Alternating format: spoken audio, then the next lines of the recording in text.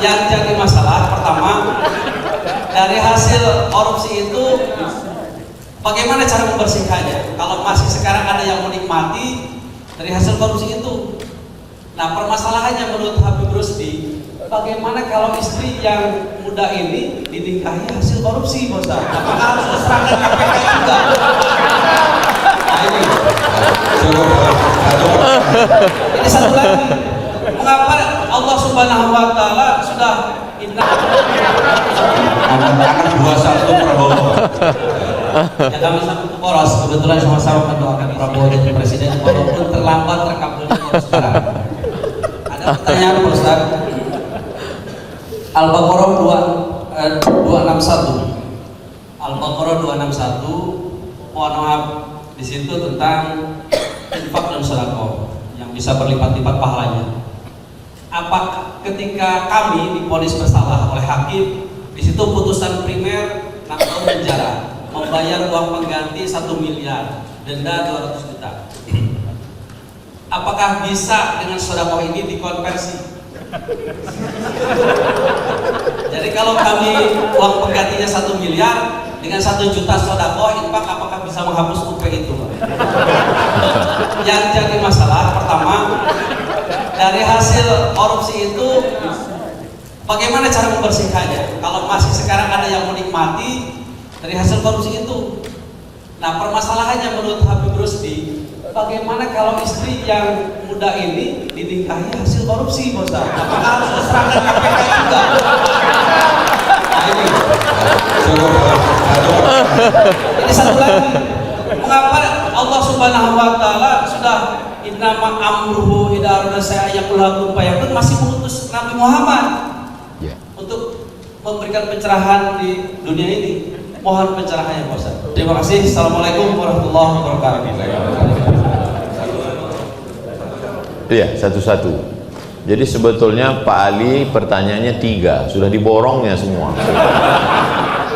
Yang pertama tentang konversi, ayat yang dibacakan mathalul ladzina yunfiquna amwalahum fi sabilillah, orang yang bersedekah kamathali habbah, seperti satu biji ambatat sab'a sanabil, tumbuh 7 bulir 7 cabang, wa fi kulli sumbulatin mi'atu habbah, lalu dia menjadi 700, wallahu yudha'ifu liman yasha. Lalu ada seseorang dituntut untuk bayar 700 juta, terus dia kasih 1 juta.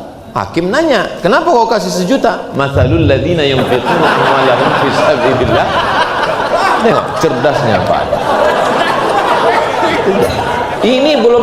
Ini belum terfikirkan oleh yang lain. Secara hukum agama kelipatan amal ada, tapi dia tidak bisa menggugurkan kewajiban.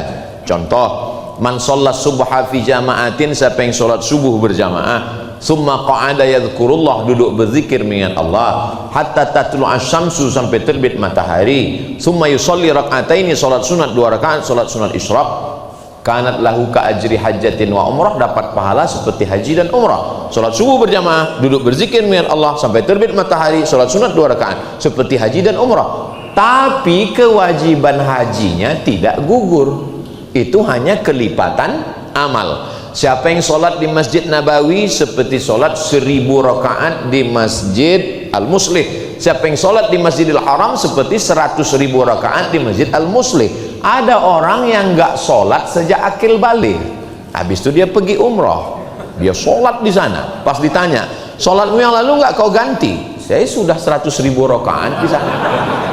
Bahkan sudah pulang pun dibanguni subuh sama istrinya, sudah cukup persiapan sampai mati.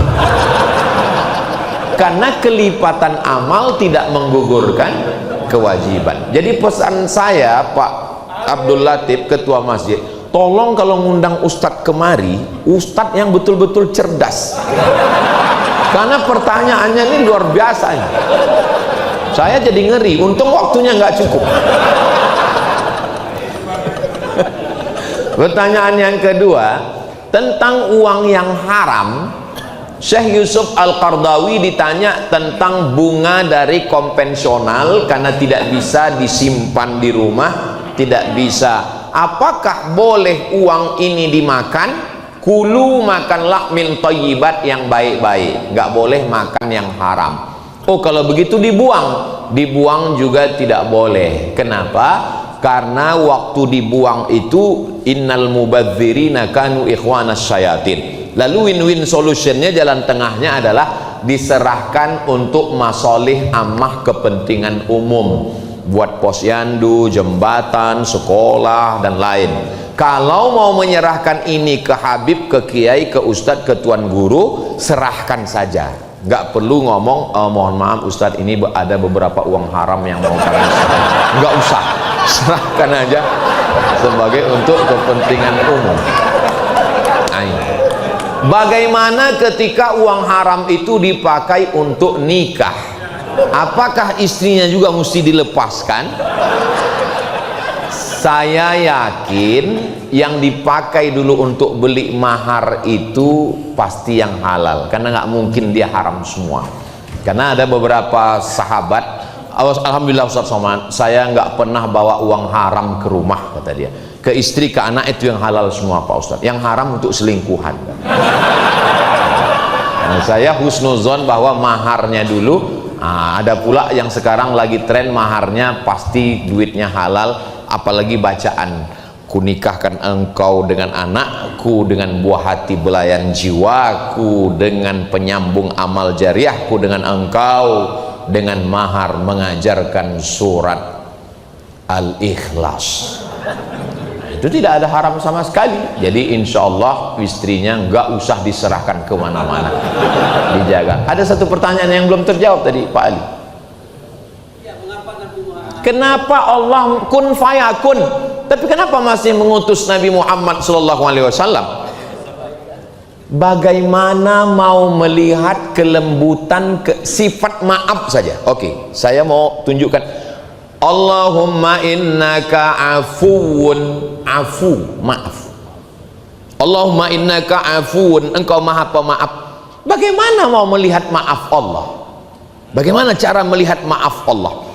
Ketika telapak kaki Nabi basah berdarah dilempar orang Taif, datang malaikat Jibril. Kalau menetes darah di kakimu jatuh ke tanah, rata orang Taif ini semua dengan tanah. Apa yang dilakukan Nabi? Nabi menghapus telapak kakinya supaya darah itu tidak menetes. Andai malaikat Jibril itu datang ke saya, hai Abdul Somad, kalau menetes darah itu ke bawah, rata orang Taif, langsung saya injakkan ke tanah. Maaf Allah itu bisa dilihat secara nyata pada diri Nabi Muhammad SAW. Makanya tadi ayatnya dibacakan, laqad ja'akum rasulun min anfusikum azizun alaihi ma'anittum harisun alaikum bil mu'minina raufur rahim. Itu ayat yang dibacakan, beliau yang membacakan tadi. Maaf Nabi SAW. Datang Sa'ad bin Ubadah membawa pedangnya waktu mau masuk kota Makkah. Hadza yaumul malhamah, ini hari balas dendam. Dulu paman Nabi Hamzah disobek jantungnya, digunting telinganya, dipotong hidungnya, dijadikan liontin. Sekarang kita masuk ke Makkah dengan 10.000 pasukan, kita potong telinga orang Makkah. Apa kata Nabi? Hadza yaumul marhamah, ini hari berkasih sayang. Yang memotong telinga Hamzah, yang menggunting hidung Hamzah, yang menyobek jantung Hamzah, namanya Wahsy, lari ke Taif. 19 hari Nabi nunggu, dia nggak pulang. Setelah Nabi pulang ke Madinah, baru dia datang. Dia sangka orang Makkah semuanya telinganya sudah kena potong. Begitu dia lihat, gak ada satupun yang dipotong. Dia datang 8 hari naik unta menuju Madinah menemui Nabi. Datang dia menjumpai Nabi, menyerahkan diri. Apa kata Nabi? Anta Wahsy, kamu Wahsy? Kata dia, na'am. Qatalta Hamzah, kau yang sudah membunuh Hamzah? Na'am. Nabi hanya mengusap dadanya, mendoakannya, dan dia bersyahadat masuk Islam. Maaf, apa yang bisa kita lakukan?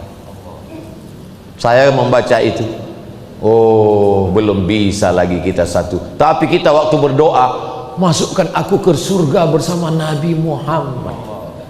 Kita tidak layak masuk surga bukan karena kita tidak sholat, kita sholat. Kalau saya pribadi ya, saya tidak layak masuk surga dengan Nabi, bukan karena saya nggak sholat, tapi karena mau maafkan ini berat. Doakan supaya saya bisa memaafkan orang lain. Itu Pak Ali. Pertanyaan dari Pak Ali, masya Allah, luar biasa. Allahumma